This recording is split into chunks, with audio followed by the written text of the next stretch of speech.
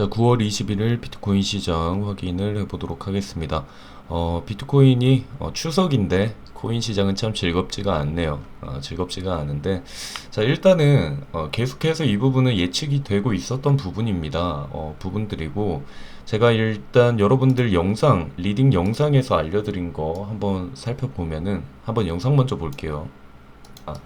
오를 수는 있고, 그리고 이 22일, 23일 전에 사람들이 걱정을 하기 때문에 여기 공포감이 선반영이 되어서 하락을 할 수가 있습니다. 그래서 최대한 빠르게 어느 정도 정리를 좀 해주셔야 마음 편하게 추석 연휴를 또 보낼 수 있지 않을까라는 생각. 네, 저는 예전부터 이제 추석 전까지 우리 22일, 23일 여기 이 부분까지 빨리 정리하자. 계속해서 코인을 정리를 하라고 여러분들한테 이야기를 드렸죠. 현금화 계속 하시라고. 자, 그리고 제가 이제 빨간 날은 리딩이 없는데 저희 이제 회원방에는 이야기를 드렸어요. 회원방에는 저번에 이제 영상, 리딩 영상에서 항상 말했던 것처럼 44.5K가 1차 매수 구간이었고요. 그리고 그 이후에 하락시 120일 평균선 40.5K까지 열어두고 항상 현금을 보유하라고 이야기를 드렸는데, 자, 그 영상도 한번 보도록 할게요. 그 영상. 흐름으로 봤을 때, 자, 이런 식이겠죠. 그러면 여기가 일단 1차 지지선이 될 거고, 만약에 여기를 뚫려버린다. 그러면 보이시는 것처럼 여기 초록색 120일 평균선 여기가 지지가 될 거예요. 그러면 40K까지 추가적인 하락이 온다면 40K까지도 우리가 예상은 해놓고 있으셔야 됩니다. 자, 우리 회원분들한테는 일단은 채팅방은 제가 이제 빨리빨리 전달을 해줄 수가 있으니까 이렇게 알려는 드렸거든요. 알려드렸고, 또 그때 이야기를 했던 부분이 바로 이 부분인데, 보시면은 여기 헤드 앤 숄더 차트면은 40.5K까지 가능하다. 이게 어떤 말이냐? 자, 보면은 여기 이 차트가 이런 식으로, 저는 여기가 이제 헤드 앤 숄더 차트가 나올 수 있다라고 생각을 한 거예요. 그렇게 되면은 여기에서 추가적으로 이렇게 떨어질 수가 있다. 떨어지게 되면 어디까지 떨어지냐? 여기 보이시는 120일 평균선 여기까지 떨어질 수 있다라고 했는데, 지금 보시면은 딱 그 부분까지 찍고 올라왔죠. 지금 보시면 이런 식으로 120일 평균선 찍고 지금 올라간 걸 볼 수가 있습니다. 자, 그리고 제가 또 선물 거래도 제가 이제 하고 있어서 선물 거래방에 알려드린 영상도 한번 볼게요. 2파, 3파, 이걸 파동으로 보면 이제 3파고 여기에서 롱으로 생각을 할 수가 있는 건데, 지금 제가 봤을 때는 1파동, 그리고 여기까지 지금 2파동이라고 생각을 하는 거예요. 그래서 여기에서 이제 계속 발라 먹어야겠죠. 만약 2파동이라고 생각을 한다. 그러면 1파, 2파, 지금 여기가 2파동이라 치면 1파, 2파, 아직 2파죠. 그래서 치고 다시 3파까지 칠 수가 있다. 자, 선물하시는 분들한테는 계속 숏 잡으라고 이야기는 했습니다. 제가 이제 이 부분에 대해서도 설명을 드리면은, 이제 보통 파동이 움직일 때 어떻게 움직이냐, 보통 3파까지 이렇게 이어지는데, 자, 그 당시에 차트 우리가 이렇게 보게 되면은 제가 이야기 드렸던 게 이거예요. 지금 보면 여기에서 1파, 그리고 여기 살짝 멈추는 구간이 있었거든요. 2파, 그리고 여기 3파면은 여기에서 치고 올라갈 수가 있는데, 그게 아니라 제가 봤을 때는 여기가 1파고 여기까지 이렇게, 이게 2파다. 그러면 한 번 더 추가적으로 떨어질 수가 있다. 그래서 이제 3파까지 거의 왔습니다. 3파까지 왔기 때문에 더 이상 추가적인 큰 폭의 하락은 없을 거예요. 40K 밑으로는 안 내려갈 겁니다. 열어둔 거는 40.5K까지 열어둔 거지 그 밑에까지는 안 내려간다고 저는 생각을 해요. 그래서 여기가 지금 이제 3파의 마지막 구간이다. 그래서 여기에서 이제 어느 정도 횡보하다가 나중에 이제 올라갈 거라고 생각을 합니다. 그래서 제가 이 포인트까지는 좀 기다리라고 이야기를 드렸는데, 자, 그러면은 도대체 왜 갑자기 이런 식으로 하락을 했는지, 그리고 그 부분에 대해서 대응을 하는 법들 한번 알려드리도록 할게요. 자, 가장 큰 이유, 지금 이야기 드렸던 FOMC 계속 이야기를 했고, 지금 헝다 파산 우려까지 이렇게 겹치게 됐죠. 자, 뭐 FOMC야 제가 예전부터 계속 이야기를 하는 부분, 저번부터도 여기 잡아놨기 때문에 이 부분에 대해서는 뭐 크게 이야기할 건 없고, 23일 한국 시간으로 23일 새벽 3시라 했습니다. 계속해서 발표가 날 거니까 그때까지 좀 기다리라고. 그때까지는 오를 호재가 없다라고 했어요. 없다라고 이야기를 드렸고, 자, 그럼 이제 헝다 파산이 이제 중간에 꼈는데 이 부분에 대해서 한번 알아볼게요. 비트코인 지금 폭락 이유가 이제 헝다 도산 위기 뭐 이런 것 때문이라는 이야기가 나오는데, 자, 이 보면은 이제 중국판 리먼 브라더스 되나 이거에 대해서 한번 알아볼게요. 자, 그럼 리먼 브라더스는 도대체 뭐였냐? 자, 미국 투자은행 리먼 브라더스가 파산 보호를 신청했다. 그때 부채 규모가 6,130억 달러. 하나로 660조 원의 규모의 부채였다라고 합니다. 자, 그래서 이렇게 큰 부채를 감당하지 못하고 파산을 했기 때문에 이제 줄줄이 다 파산을 하고 또 시장에 파격이 오게 됐죠. 자, 그 원인이 뭐냐? 지금 보시는 것처럼 코로나 지금도 똑같아요. 초저금리 정책을 펼치고 있고, 그래서 주택 대출을 확대하고 부동산 가격 상승을 부추겼고, 이제 나중에 미국 정부가 2006년 6월에 기준금리를 인상을 하게 됩니다. 우리가 계속 걱정하는 금리 인상. 금리를 인상을 함으로 인해서 신용도가 낮은 대출자가 높은 이자 부담을 감당해 놓지 못하고 파산하여 길거리에 내몰렸다. 자, 이게 리먼 브라더스 사태인데, 자, 그러면 지금 헝다그룹이 뭐 제2의 리먼 브라더스 사태가 되는 거냐라는 이야기를 많이 합니다. 자, 그럼 헝다그룹은 뭔지 한번 살펴볼게요. 자, 헝다그룹 같은 경우에는 중국 광둥성 선전시에 본사를 두고 있는 중국 최대 기업 중 하나, 자산 규모 1위, 부동산 업체 순위로 2위고, 지금 창업자인 시자인 회장은 2017년 중국 부순위 1위, 굉장하죠. 그리고 2021년 기준 포춘의 글로벌 500대 기업 리스트에 122위, 이렇게 있는 그룹인데, 처음에 부동산 그룹이죠. 여기는 부동산 그룹인데 거기에서 점점 발전을 해서 금융, 관광, 헬스케어 쪽에 사업을 진행을 하고 이번에 전기차까지 만든다고 이야기를 했었습니다. 자, 그런데 이런 헝다그룹이 파산을 해버린다. 그러면 150만 명으로 추산되는 선분양자들이 직격탄을 맞는다. 자, 그래서 이게 제2의 리먼 브라더스 사태가 되는 거 아니냐라는 이야기를 하고 있는데, 자, 지금 헝다그룹의 부채가 355조 원입니다. 355조 원이고 자기 자본금 갖고 있는 거 다 써도 이 돈을 갚지를 못해요. 자, 그러면 왜 도대체 이런 일이 발생을 했느냐? 중국 공동부유 정책입니다. 모두가 함께 잘 살자라는 이 정책 때문인데, 그래서 빅테크, 사교육, 게임, 부동산을 규제를 하게 됩니다. 자, 부동산 규제 중에 어떤 걸 하냐? 부동산 거래 규제를 위해서 은행에서 돈을 빌리지 못하게 만들었어요. 그래서 헝다를 포함한 부동산 업체 돈줄이 막히게 되었다. 자, 우리가 이제 여기서 살펴볼 거, 이 헝다 그룹 파산을 할 것 같을지, 중국 정부가 가만히 놔둘지, 우리가 그 부분을 살펴봐야겠죠. 자, 중국 같은 경우에는 여러분들이 아는 것처럼 사회주의입니다. 사회주의, 공산당이죠. 자, 나라가 절대적인 지배를 하는 위치에 있는 이 나라가 헝다그룹 이렇게 가만히 놔둘까요? 나라가 조금만 움직여버리면은 이건 아무런 문제도 되지가 않습니다. 이 일이 발생하게 된 것도 나라에서 부동산 규제를 했다라는 겁니다.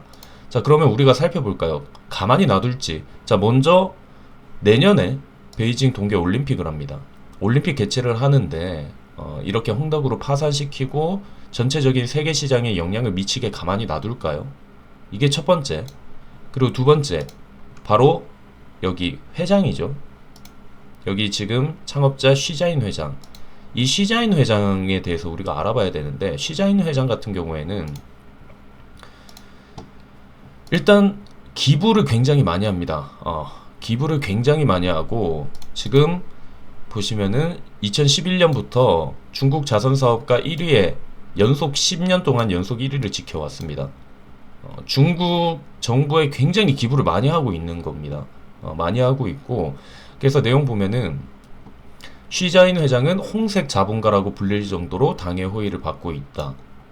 그래서 열심히 참 다녀요. 공산당 100주년 창당 기념식과 뭐 신중국 건국 70주년 기념 열병식에 쉬자인 회장이 참석을 하고, 헝다그룹의 여기 쉬자인 회장은 굉장히 나라의 우호적인 보호를 받는 그런 회장이에요. 그래서 실제로 보면은 여기 신중국 건국 70주년 때 행사에 또 오르고, 그리고 이번에 중국 공산당 창당 100주년 기념 행사에도 참석을 하고 굉장히 나라에 우호적이고 나라에서 안 좋게 볼 이유가 전혀 없다라는 거죠. 그래서 제가 봤을 때는 이겁니다. 중국 정부에서 대놓고 괴롭힐 이유가 없는 회장이고 그룹이다. 홍다그룹이 충분히 보호를 받을 수가 있다라는 거죠. 그리고 아까 말했던 것처럼 중국 같은 경우에는 사회주의예요. 그렇기 때문에 이 부동산 규제 풀어주면 됩니다. 쉽게 말해서 제가 그냥 생각을 했을 때 이건 좀 조심스러운 얘기지만 그냥 길들이게 하고 있는 거 아닌가. 돈도 많고 하니까 이제 중국 정부에서 길들이게 하는 거죠. 규제 이렇게 한 방 이렇게 넣어버리면은 너희 거 우리 뭐 다 파산되고 한다. 그러니까 조심하고 그냥 잘 그냥 있어라. 라는 이렇게 길들이기 형식이 아닐까. 그냥 이거 부동산 규제만 풀어주면 돼요. 홍다그룹에 맞춰서 규제 하나만 풀어주면 끝나는 건데 중국 정부가 가만히 있지는 않을 거라는 거죠. 왜냐? 아까 말했던 것처럼 내년에 올림픽도 있고 그리고 이번에 또 중국 최고 지도부 교체가 있습니다. 근데 이렇게 앞에 지금 일정들이 있는 상황에서 이렇게 홍다그룹이 망하는 걸 가만히 보지 않을 거라는 거죠. 그래서 제2의 리먼 브라더스 사태랑은 다릅니다. 저번에 있었던 이 사태랑은 다르기 때문에 이 부분에 대해서 저는 크게 걱정을 안 하는 게 맞지 않을까라는 저는 예상을 하고 있습니다. 자, 그래서 지금 이것도 23일 날 결정이 나죠. 23일 날 결정이 나는데 제가 보는 포인트는 이겁니다. 저번에도 계속 이야기 드렸듯이 여기 23일 전에 무조건 내릴 거라고 계속 이야기를 했죠. 왜냐면 사람들의 이 선반영 때문에 오를 만한 호재가 없습니다. 호재가 없기 때문에 계속해서 내릴 거다. 그러니까 여러분들 그냥 팔고 그냥 좀 기다려라고 이야기를 했는데 실제로 이렇게 좀 많이 내렸네요. 많이 내렸고 저도 1차로 매수 포인트 잡은 거는 44.5K 그리고 2차로 이거는 제가 저의 실수이긴 한 것 같아요. 제가 회원방에만 이야기를 해서 저도 이거를 그냥 리딩으로 빨리 올려드리고 했었어야 되는데 저도 이제 연휴고 하다 보니까 그냥 회원방에만 빠르게 그냥 이야기를 좀 드렸거든요. 그 부분이 제가 조금 이제 미스가 아닌가 싶어요. 그래서 여기에선 이야기했어요. 그래서 헤드앤숄더 차트고 하면은 이제 40.5K까지 가능하다. 보수적으로 이야기를 해라. 이렇게 했고 그리고 실질적으로 저는 오히려 내릴 거라고 저도 선물을 하는 사람이기 때문에 수익률 저는 많이 내고 있었습니다.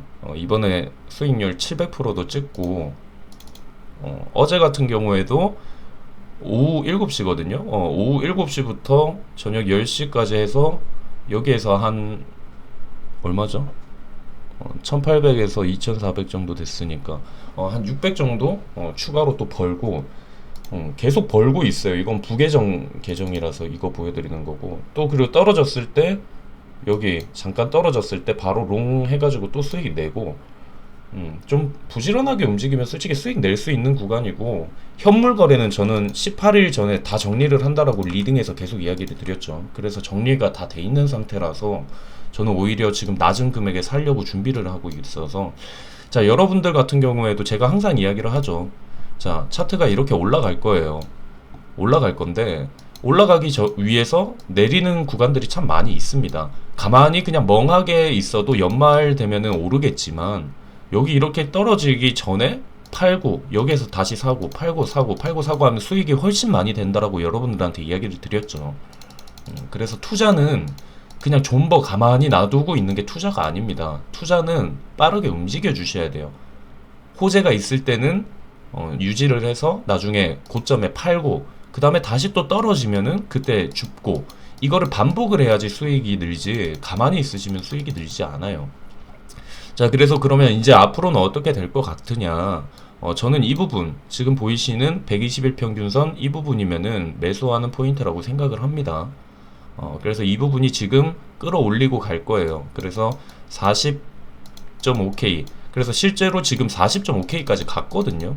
딱 보면은 지금 여기가 꼬리가 나온 게 40.1K예요. 그래서 40점 제가 5K까지 떨어진다라고 얘기를 했을 때 여기에서 주우신 분들 같은 경우에는 또 수익을 내고 있겠죠. 자, 그래서 제가 보는 포인트는 그겁니다. 지금 여기 있는 포인트 이 포인트가 저점이 되지 않을까 생각을 하고 있고요. 그래서 여기 지금 우리가 걱정하는 이 포인트 문제가 해결이 되면, 자, 그러면 이제 헝다그룹까지 겹쳤으니까 호재가 두 개가 될 수가 있겠죠. 만약에 잘 풀린다는 전제하에 여기에서 테이퍼링 이제 문제 걱정하는 거 없어지고 헝다그룹 부채 문제 해결이 돼서 다시 주가 회복을 한다. 전반적인 증시도 갑자기 따뜻한 바람이 분다. 그렇게 되면 비트코인이 여기에서 겹호재가 생기면서 빠르게 올라갈 수 있겠죠. 그래서 저는 이 포인트가 저점이라고 저는 생각을 하고 있습니다. 저점이라 생각을 하고 있고, 여기 보이시는 23일 이 이후부터 추가적으로 우리가 상승을 할 수 있는 반등의 포인트가 되지 않을까라고 생각을 하고 있습니다. 일단은 항상 이야기하지만 너무 욕심부려서 그러면 지금 사놓을까 하지 말고, 또 어떻게 될지 모르잖아요. 여기에서 헝다그룹이 또 어떻게 해결이 될지, 뭐 테이퍼링이 어떻게 해결될지 모르니까 이 상황이 지나고 나서 그때 굳이 발목에 사지 말고 우리가 무릎 정도에 사도 그 나머지 수익 얻을 수가 있으니까 굳이 이거에 욕심을 부려서 급하게 움직이지 말고, 이번에 23일 발표되는 거에 따라서 리딩 영상 바로 올려드릴 테니까 지금 매수하기 좋다라는 거, 안 좋다 좀 더 기다려라 알려드릴 테니까 굳이 너무 빠르게 움직이지 마시고 여러분들이 관망을 좀 하시면서 조금만 더 버티시면 됩니다. 제가 계속 얘기했죠. 이제 얼마 안 남았다, 뭐 3일 남았다, 뭐 이런 식으로 얘기하면서 조금만 더 기다려라, 지루하지만 기다려라 라고 했는데, 결론은 기다리신 분들, 저 믿고 진짜 현금 관망 하신 분들은 승자가 된 거죠 지금. 그렇게 움직여 주시면 될 것 같습니다. 매수 포인트는 여기 밑에까지 온다, 여기가 이제 저점이라고 저는 생각을 하고 있고, 지금 내일까지만 기다렸다가 그 다음에 매수 포인트를 우리가 잡는 걸로 진행을 하도록 할게요. 자, 일단 리딩은 여기에서 마치도록 하겠습니다.